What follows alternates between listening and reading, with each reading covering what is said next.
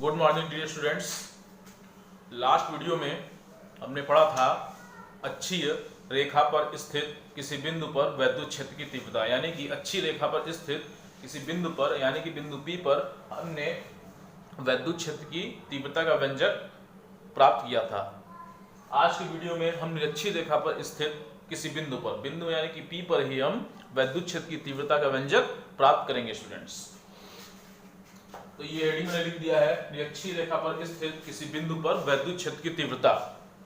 मान लीजिए ए और बी कोई डाइपोल है, ए और बी कोई डाइपोल है और इस ए सिरे पर माइनस चार्ज है और इस बी सिरे पर प्लस चार्ज है, यानी कि ए सिरे पर ऋणावेश है और बी सिरे पर धनावेश है। स्टूडेंट्स, ऋणावेश से धनावेश यानी कि इन दोनों की जो बीच की दूरी है, ठीक है स्टूडेंट्स, इन दोनों के जो बीच की दूरी है वह कितनी है स्टूडेंट्स? वह है आपका 2a, वह है स्टूडेंट्स 2a। और ये 2a कैसा है आपको पता ही है। अगर मान लीजिए इसके सेंटर पर कोई पॉइंट हम O मान लें तो यहां से यहां तक की दूरी यानी कि O माइनस Q से O तक की दूरी a है और इस सेंटर से प्लस Q की दूरी कितनी है? a है स्टूडेंट्स। ठीक है स्टूडेंट्स, और मान लेते हैं कि अब हम एक क्या करेंगे, अब हम एक निरक्षीय रेखा बनाएंगे, इस द्विध्रुव पर एक निरक्षीय रेखा बनाएंगे।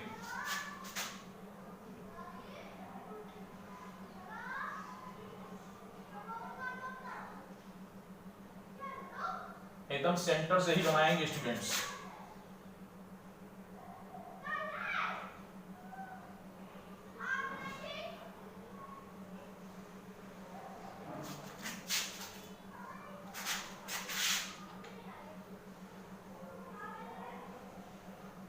ठीक है स्टूडेंट्स, ये पॉइंट क्या है? O है। ठीक है स्टूडेंट्स, मान लीजिए ये क्या है? ये क्या है? निरक्षीय तल। स्टूडेंट्स, यह निरक्षीय तल है आपका, ठीक। और इसके सेंटर से हमने कोई निरक्षीय रेखा खींच दी। मान लीजिए स्टूडेंट्स, यह पॉइंट क्या है? यह पॉइंट P है स्टूडेंट्स, यह पॉइंट P है। अब हम क्या करेंगे, इस A से P तक की दूरी प्राप्त करेंगे। इस A से P तक की दूरी हमको निकालनी है। तो इस A से P तक की दूरी हम प्राप्त करेंगे।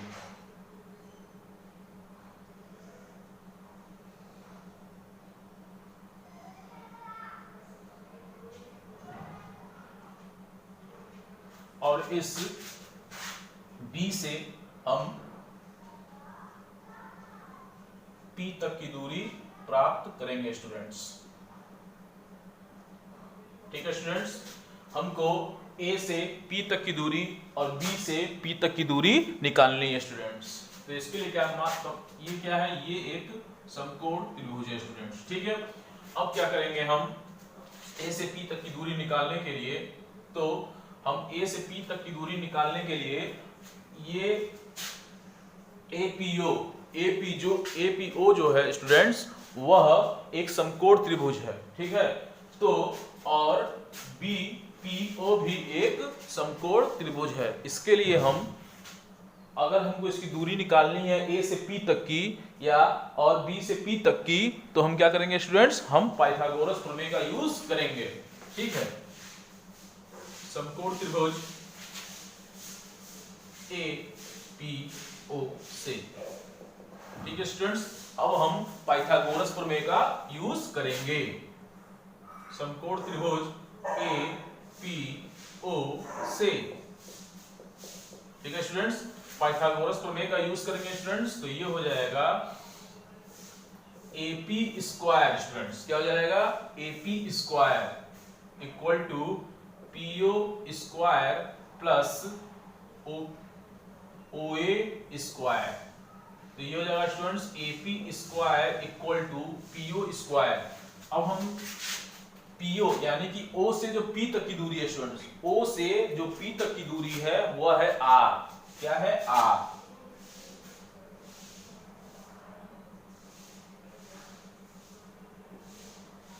ओ से पी तक की दूरी क्या है स्टूडेंट्स? वह है आर। ठीक है स्टूडेंट्स, तो पीओ की दूरी कितनी हो गई? आर। तो ये हो जाएगा आर स्क्वायर और ये हो जाएगा स्टूडेंट्स ए स्क्वायर।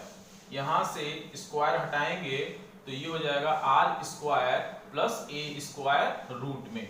तो हमको एपी की वैल्यू प्राप्त चल गई। इसी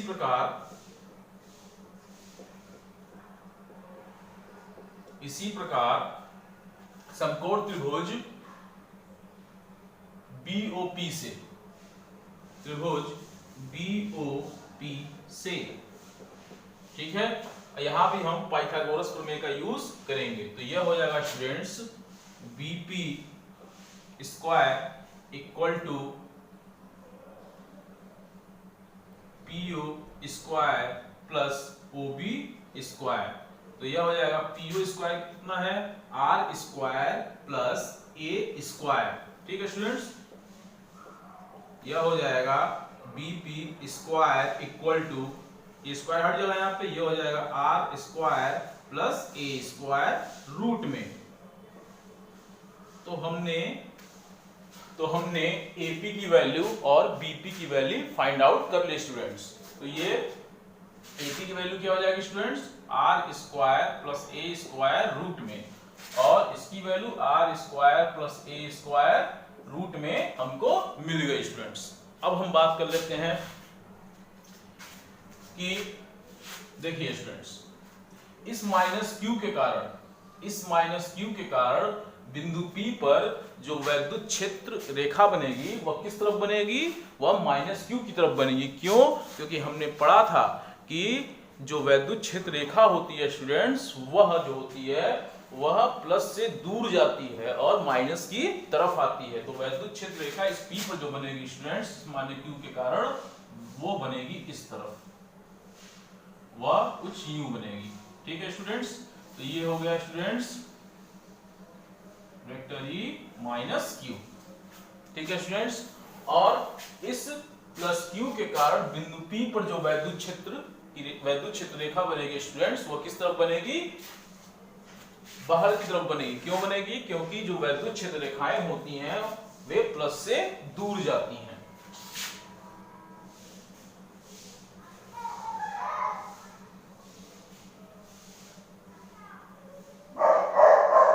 ठीक है स्टूडेंट्स, ये बनेगा आपका वेक्टर ई प्लस क्यू। एक मिनट स्टूडेंट्स,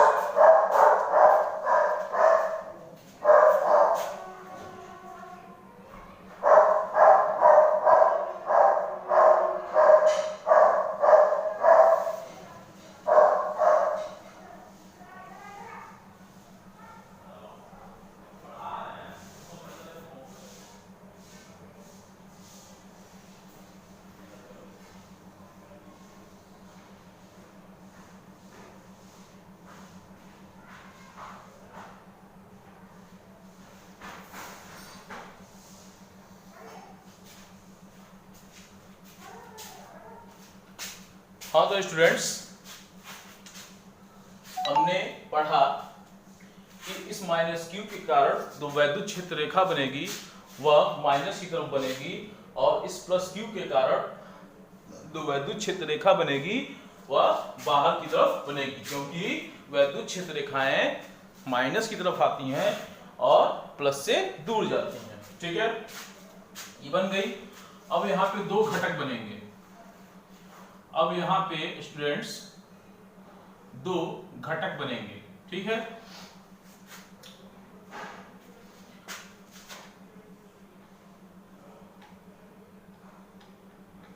जैसे मान लीजिए स्टूडेंट्स यह कोई एक्स एक्सिस है और ये कोई वाई एक्सिस है। ठीक है स्टूडेंट्स, और यहाँ पे कोई ए सदिश है। ठीक है, और इसका कोण थीटा है।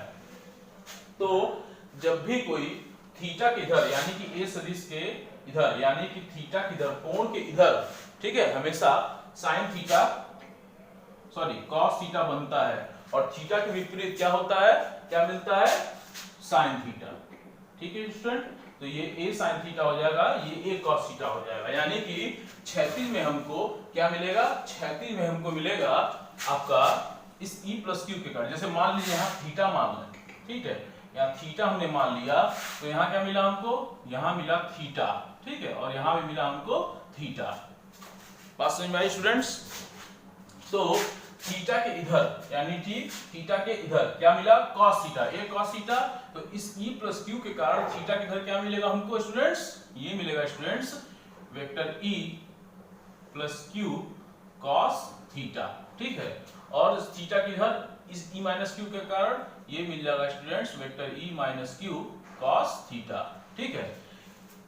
और ये दोनों जो हैं vector e plus q cos theta और vector e minus q cos theta जो है स्टूडेंट्स, वे क्या हो जाएंगे, आपस में जुड़ जाएंगे। क्यों जुड़ जाएंगे स्टूडेंट्स, वे इसलिए जुड़ जाएंगे क्योंकि वे दोनों जो हैं एक ही डायरेक्शन में हैं, एक ही दिशा में हैं, ठीक है। और थीटा के इधर यानी कि थीटा के विपरीत क्या बना था, a sin थीटा, तो थीटा के विपरीत क्या बन जाएगा स्टूडेंट्स, थीटा के विपरीत बनेगा आपका vector e plus Q sin theta. और थीटा के विपरीत क्या बनेगा students, vector e minus Q sin theta. ये ऊर्ध्वाधर घटक हो गया और ये क्षैतिज घटक हो गया। देखिए क्षैतिज घटक में क्या मिला, e plus q, e vector plus q cos theta और vector e minus q cos theta मिला। क्षैतिज घटक होने के कारण, क्षैतिज घटक क्या, ये दोनों एक ही डायरेक्शन में हैं, इसलिए ये दोनों क्या हो जाएंगे, आपस में जुड़ जाएंगे। और ये दोनों विपरीत दिशा में, ऊपर है नीचे है, इसलिए ये क्या हो जाएंगे, परस्पर निरस्त हो जाएंगे या कट जाएंगे, ठीक है स्टूडेंट्स। तो ये कुछ इस तरह से बनेगा, ठीक है स्टूडेंट्स। अब हम बात कर लेते हैं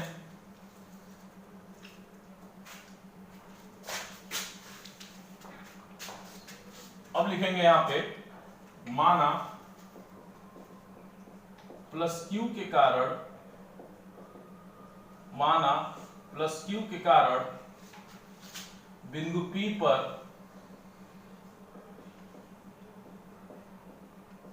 वैद्युत क्षेत्र की तीव्रता, प्लस क्यू के कारण बिंदु P पर वैद्युत क्षेत्र की तीव्रता, प्लस क्यू के कारण बिंदु P पर वैद्युत क्षेत्र की तीव्रता क्या निकलेगी students, vector E plus Q equal to 1/4 pi epsilon 0 into k into q upon r square plus a square under root इनका होल स्क्वायर। अब आप ये सोच रहे होंगे कि r square plus a square under root तो आ गया, लेकिन इसका होल स्क्वायर कैसे आया। हमने पिछले वीडियो में हमने पढ़ा था कि किसी बिंदु आवेश के कारण वैद्युत क्षेत्र की तीव्रता, आप नोट्स देखिए उसमें लिखा होगा कि किसी बिंदु आवेश के कारण वैद्युत क्षेत्र की तीव्रता का व्यंजक हमने प्राप्त किया था। क्या निकला था, vector E equal to 1/4 pi epsilon 0 q upon r square निकला था, ठीक है। ये तो हट गया था, क्यों हट गया था, k इक्वल टू 1 मान लिया था, और k इक्वल टू 1 किस स्थिति में होता है, वायु अथवा निर्वात की स्थिति में होता है, ठीक है। तो ये हो जाएगा students vector E plus Q equal to 1/4 pi epsilon 0 into k q upon, ये हो जाएगा स्टूडेंट्स, इसको अंडर रूट से हटाएंगे तो ये हो जाएगा 1/2 इंटू 2, इस 2 से ये 2 कैंसिल हो जाएगा, तो ये मिलेगा हमको vector E plus Q equal to 1/4 pi epsilon 0 into k, और ये मिल जाएगा हमको r square plus a square, इसको मान लेंगे इक्वेशन नंबर 1। इसी प्रकार माइनस क्यू के कारण बिंदु P पर वैद्युत क्षेत्र की तीव्रता, ठीक है स्टूडेंट्स।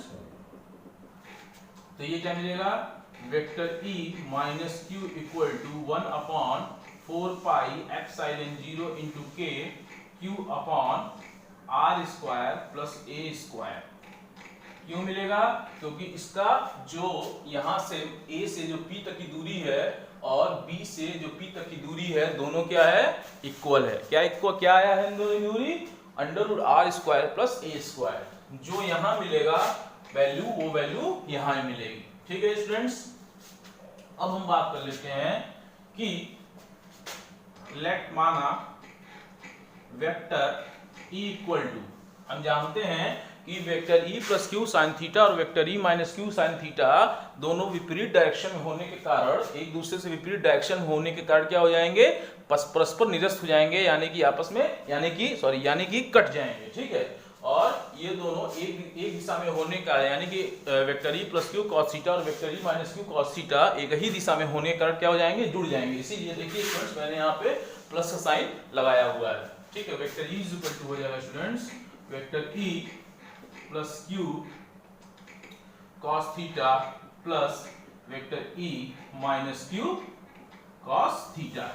अब ये हो जाएगा वेक्टर E प्लस क्यू की वैल्यू क्या है? 1/4 pi epsilon 0 into k q upon r² plus a²। ये हो जाएगा स्टूडेंट्स cos थीटा। ठीक है, cos थीटा है तो cos थीटा, और वेक्टर E प्लस क्यू की वैल्यू हमने इक्वेशन 1 से प्राप्त की। ठीक है, और वेक्टर E माइनस क्यू की वैल्यू हम इक्वेशन 2 से प्राप्त करेंगे, तो ये हो जाएगा 1/4 pi epsilon 0 into k into q upon r² plus a² cos theta. ठीक है, अब इसमें देखिए कॉमन क्या है students? Vector E is equal to 1/4 pi epsilon 0 into k q upon r² plus a² common ले लिया हमने, अंदर क्या बचा? 2 cos थीटा। अंदर क्या बचा स्टूडेंट्स? 2 cos थीटा बचा। ठीक है स्टूडेंट्स, इसको मान लेते हैं हम इक्वेशन नंबर 3। नाउ, ठीक है, नाउ त्रिभुज BPO से, त्रिभुज BPO से, ठीक है स्टूडेंट, त्रिभुज BPO से निकालेंगे BOP, त्रिभुज हो जाएगा BOP से क्या निकलेगा? cos theta is equal to होता है स्टूडेंट्स आधार बटा कर्ड। cos theta is equal to होता है स्टूडेंट्स आधार बटा कर्ड। तो हमको आधार बटा कर्ड के रूप में क्या मिलेगा? आधार क्या है? BO। आधार क्या है? BO। तो BO क्या मिल जाएगा हमको? A, और कर्ड क्या मिल जाएगा? BP। BP कर्ड है इसका, तो ये हो जाएगा r² प्लस a² रूट में। ठीक है स्टूडेंट्स, अब हम लिखेंगे cos थीटा का मान समीकरण 3 में रखने पर, cos थीटा का मान जब हम समीकरण नंबर 3 में पुट करेंगे स्टूडेंट्स, तो हमें मिलेगा vector E equal to 1/4 pi epsilon 0 into k q upon r² plus a² into a upon r² plus a² root square मिलेगा स्टूडेंट्स, यही मिलेगा। अब हम क्या करेंगे? Vector E equal to 1/4 pi epsilon 0 into k QA, ये क्या हो जाएगा? QA। ठीक है स्टूडेंट्स, ये Q हो जाएगा, और यहाँ 2 cos थीटा था स्टूडेंट, इसलिए यहाँ पे हम क्या लगा देंगे? 2A। ठीक है, सॉरी यहाँ नहीं लगाएंगे 2A, यहाँ लगा देंगे 2A। जब हम cos थीटा की वैल्यू समीकरण नंबर 3 में पुट करेंगे, तो cos थीटा का मान तो यहाँ रख देंगे, तो 2 बचा, इसलिए यहाँ पे 2 लगा देंगे, तो ये हो जाएगा 2QA या 2AQ। ठीक है, ये हो जाएगा। इसको तोड़ेंगे और यहाँ पे +1, यहाँ पे जो पावर है 1 का है, और इसको जब अंडर रूट हटाएंगे तो 1/2 हो जाएगा, और 1 + 1/2 मिलके क्या बन जाएगा स्टूडेंट्स? 3/2। ठीक है, तो ये हो जाएगा स्टूडेंट्स r² प्लस a² 3/2। ठीक है, यहां तक बात समझ में आई स्टूडेंट्स? सिंस चूंकि ये जो a की वैल्यू है, ये जो a है, माफ करिएगा, ये जो a है वो r से क्या है? बहुत छोटा है, इसलिए हम क्या करेंगे? a को नगण्य मान लेने पर, इसलिए ए को नगण्य मान लेने पर, जब स्टूडेंट्स हम ए को नगण्य मान लेंगे तो क्या मिलेगा, जब स्टूडेंट्स हम ए को नगण्य मान मिलेंगे तो हमें मिलेगा vector E equal to 1/4 pi epsilon 0 into k 2aq upon r square पे पावर 3/2 ये मिलेगा स्टूडेंट्स। अब हम यहां से देख लेते हैं, अब हम इसको यहां से करते हैं, ठीक है स्टूडेंट्स। हमको मिला vector E equal to 1/4 pi epsilon 0 into k r square पे पावर 3/2 मिला, ठीक है स्टूडेंट्स। अब हम इसको यहां से करते हैं, ठीक है। वेक्टर ई इक्वल टू मिलेगा स्टूडेंट्स, हमें क्या मिलेगा, वेक्टर ई इक्वल टू, छोड़िए इसको हम यहां से करते हैं, ठीक है स्टूडेंट्स। बात समझ में आई, कोई दिक्कत तो है नहीं। ये मिलेगा students vector E equal to 1/4 pi epsilon 0 into k, क्या मिलेगा, vector E equal to 1/4 pi epsilon 0 into k, और ये स्टूडेंट मिलेगा 2aq, ठीक है, और ये हो जाएगा r 2 इंटू 3/2, क्योंकि हमने एक मैथमेटिक्स में फॉर्मूला पढ़ा है 8 और m इंटू n, तो ये हो जाता है a और ये m निकल जाता है और ये हो जाता है m इंटू n, ठीक है स्टूडेंट्स। ये एक मैथमेटिक्स का फार्मूला है। तो ये इस 2 से ये 2 कैंसिल हो जाएगा, तो ये बचेगा vector E equal to 1/4 pi epsilon 0 into k 2aq upon r cube. चूंकि vector p equal to 2aq, ठीक है। आप मेरे लास्ट वीडियो में देखिए, या तो आपके पास नोट्स मैंने जो अवेलेबल करा दिया है, ठीक है, या जिन्होंने नोट्स नहीं बनाया उनकी तो कोई बात ही नहीं है, वो यही समझ सकते हैं, या जिन्होंने नोट्स बनाया है वो अपने नोट्स में देखें कि मैंने इलेक्ट्रिक डाइपोल मोमेंट निकाला था, ठीक है। इलेक्ट्रिक डाइपोल मोमेंट क्या होता है स्टूडेंट्स, किसी एक आवेश तथा दोनों आवेश के बीच की दूरी के गुणनफल को इलेक्ट्रिक डाइपोल मोमेंट कहते हैं। तो ठीक है, क्या निकला था, vector p equal to 2aq निकला था, ठीक है।